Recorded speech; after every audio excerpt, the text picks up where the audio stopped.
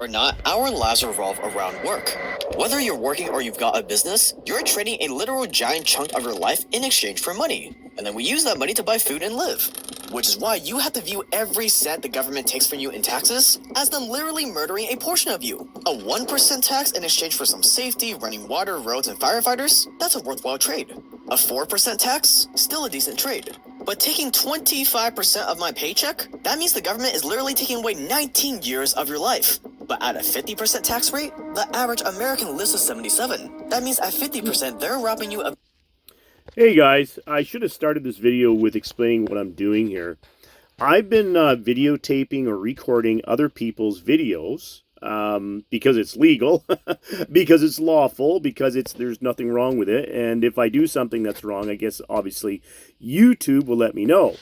I do this because, you know, I'm not as smart as these guys. I can't make content like this. Well, maybe I shouldn't say I can't. I just don't. Well, I can't because I don't know how to. I don't know how to edit. But I mean, this is how I have used other people's words or other people's how I've used actually other people's channels to prove my point. This is not a matter of opinion, guys. This is a matter of fact. This is what is happening to us as human beings on this planet with almost all governments. If you're a Canadian, you're probably one of the most screwed over, most taxed, unlawfully taxed, illegally taxed, or maybe it's legal, but it's wrong. And you wonder why homelessness is on the rise in Canada. You wonder why people are having mental illnesses. When you're under duress, stress constantly in your life, and you could be the sanest person in the world. You could eat healthy, you don't do drugs, you could be living a really clean life, no mental illness at all in your family history. But guess what? You will have a mental breakdown. You will go through extreme stress, which will cause some form of mental illness. Why? Because the governments create crime. They create, stress. They create all kinds of illnesses, and they profit off of it.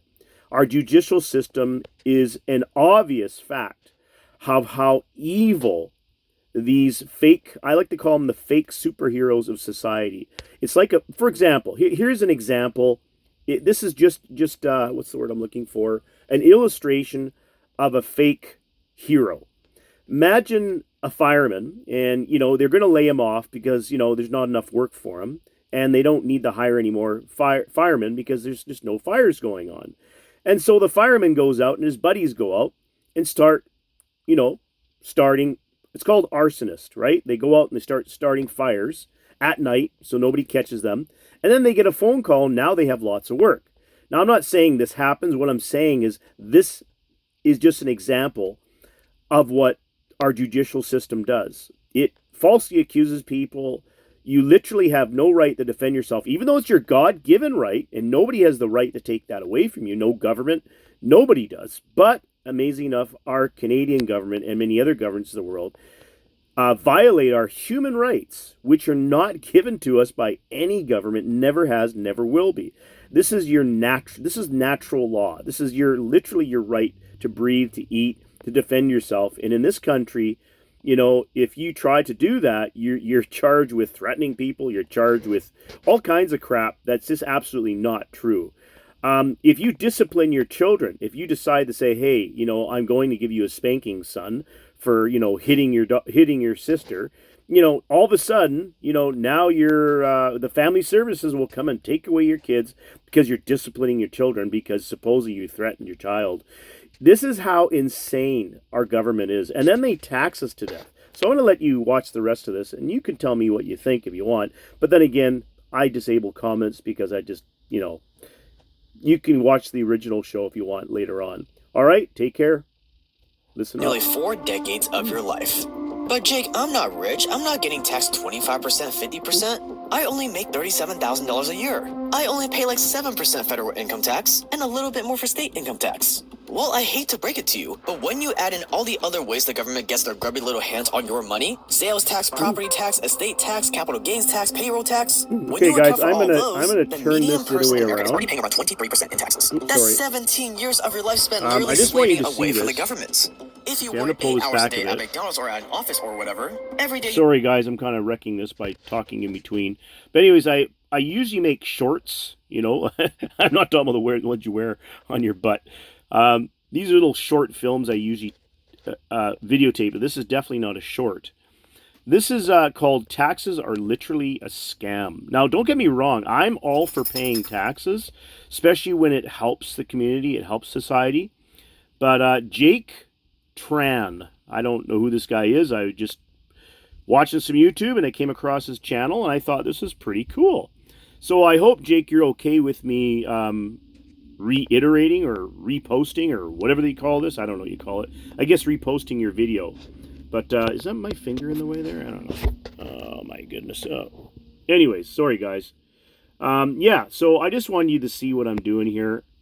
This guy explains it so simply and much better than I can. So I hope you like this. But anyways, I'll shut up and let you listen to the rest of it.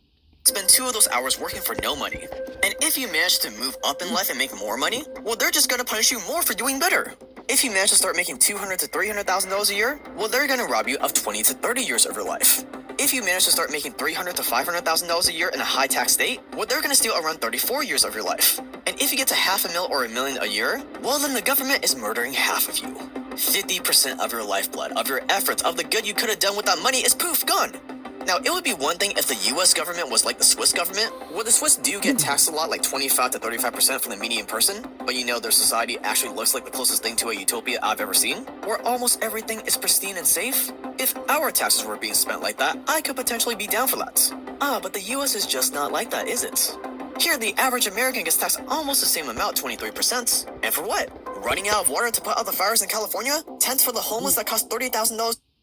Okay, guys, now this is about America. Now, Canada, we pay almost, correct me if I'm wrong, and I mean, I could be wrong here, but it's almost 70% of our money. You earn $100, you basically pay around $70 to the government of Canada, okay, to waste our money, as we already know with Trudeau and many other idiots in the government.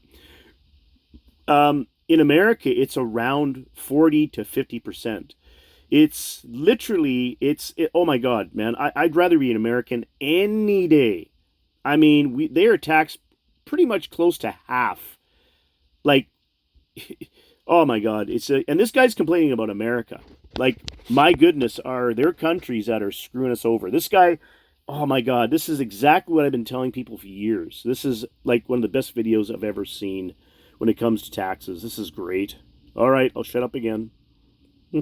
You're not helping the victims of the hurricanes, of the toxic railroad disaster, so we can keep sending more money to Ukraine and Israel while they scare us with fake UFO sightings with money that we gave them?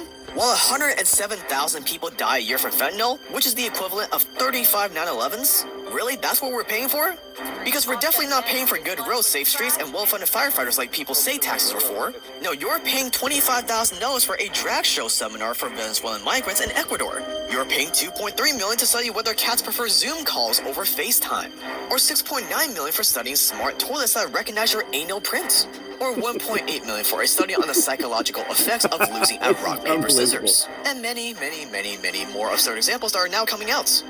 Now, what if I told you that we could achieve a Switzerland-esque utopia in America, or at least get close to it without even needing an income tax? What if we're already collecting way more than enough tax dollars to afford the best roads, to afford the safest streets, well-funded firefighters? What if we're already collecting enough to keep having the strongest military in the world, to maybe even get close to Switzerland levels of quality of life, or at least maintain our current quality of life, while not having to rob the average Joe of 17 years of his life? What if we're already collecting enough taxes to do all of this, but instead we're spending that money on injecting puppies with cocaine in a $2.5 million study? The single greatest threat to our freedom is not China, it's not war in Europe, it's not whatever other fear-mongering they're promoting on the news this week. No, the single greatest threat to our freedom is the taxman. Because the taxman with the point of his gun determines how many of your years are spent in servitude to the suits in Washington. And right now, it's many years. But it's not just the spineless bureaucrats and politicians that are to blame here. Think about it, all these insane spending examples that we just went over, all those billions, all those trillions had to go to someone's pockets. What is being exposed right now could be the biggest collective fraud in human history. Every dollar wasted is a dollar that could have gone to making your life safer and better. That could have gone to making the lives of the less fortunate safer and better. And we're going to expose it all in this document. Okay, guys, so this is 23 minutes, this video. In just whatever it's been here, about 4 minutes. And by the way, my camera's lens is really fuzzy. I'm really sorry about that. But anyways, if you really want to watch this, if you really want to see this guy's channel, like I said, it's Jake Tran. Taxes are literally a scam. If you look this up yourself, it'll be much better than watching it on my channel. My channel's, I don't even like my channel. I literally do this just for fun and because I like to expose how corrupt the world really is, which, by the way, the Bible predicted. Not to get religious, but it did. And of course, if you don't know that, it's because you're most likely, well, you're obviously ignorant, or maybe you're just willfully blind or willfully ignorant. But most people today, most people, they know this, but they don't do anything about it. Or if they do, there's nothing you can really do about it. Like the Bible says, do not put your trust in man, in earthling man. There's a reason for that. I guess you know why now. Humans rule over other humans to their own injury. In the Bible, it says men rule over other men to their own injury. And there's a reason for that. It's because human beings really don't know what the hell they're doing. Don't get me wrong, I am very thankful. I live in a country that gives me a lot of great things. But at the same time, no matter where you live in the world, no matter what country you're in, there are serious issues that are very, very, very easily resolved by very simple solutions. But because of greed, because of hate, because of the government itself, governments all over the world, and not just governments, all types of organizations. There's all types of governments, guys. There's technically religious organizations are a form of government. If you're part of a union, okay, like I don't care what union it is, but if you're part of a union, you're part of a miniature government, I guess you could call it. There are all forms of government out there. If you're part of any kind of club, any kind of biker club, any kind of thing, you're part of an organization that's run by some form of a president. Okay, now this is obvious. If you are in a union, you'll know what I'm talking about. It doesn't matter if you're in Canada, America, Mexico. It doesn't matter where you live on this planet. You'll understand what I'm talking about if you know what I'm talking about. So anyways, guys, I want to end this video because I just don't want to keep going on and on and on and on and on and on. But this is why we are suffering so bad in Canada. It's absolutely despicable.